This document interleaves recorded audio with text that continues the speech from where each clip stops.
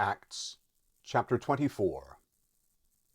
After 5 days the high priest Ananias came down with certain elders and an orator, one Tertullus. They informed the governor against Paul. When he was called, Tertullus began to accuse him, saying, "Seeing that by you we enjoy much peace, and that prosperity is coming to this nation by your foresight, we accept it in all ways and in all places, most excellent Felix, with all thankfulness. But that I don't delay you, I entreat you to bear with us and hear a few words. For we have found this man to be a plague, an instigator of insurrections among all the Jews throughout the world, and a ringleader of the sect of the Nazarenes. He even tried to profane the temple, and we arrested him. By examining him yourself, you may ascertain all these things of which we accuse him." The Jews also joined in the attack, affirming that these things were so. When the governor had beckoned to him to speak, Paul answered, "Because I know that you have been a judge of this nation for many years, I cheerfully make my defense, seeing that you can verify that it is not more than 12 days since I went up to worship at Jerusalem. In the temple they didn't find me disputing with anyone or stirring up a crowd, either in the synagogue or in the city. Nor can they prove to you the things of which they now accuse me.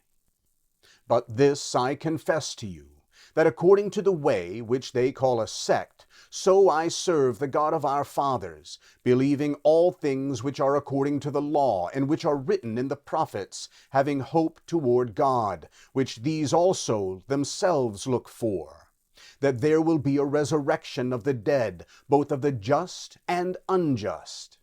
In this I also practice, always having a conscience void of offense toward God and men.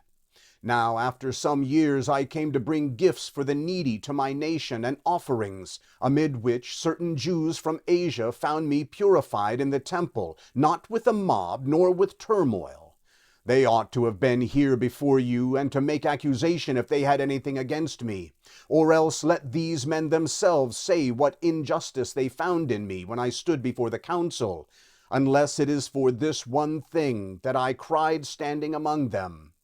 Concerning the resurrection of the dead, I am being judged before you today."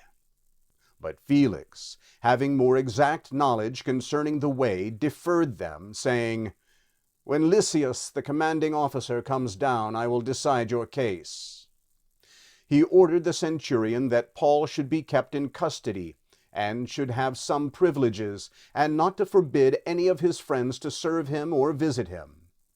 After some days, Felix came with Drusilla his wife, who was a Jewess, and sent for Paul and heard him concerning the faith in Christ Jesus.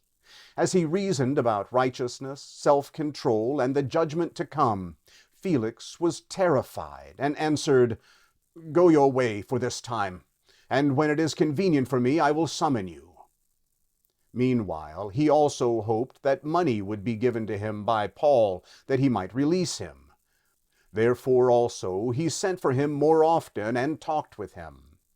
But when 2 years were fulfilled, Felix was succeeded by Porcius Festus, and desiring to gain favor with the Jews, Felix left Paul in bonds.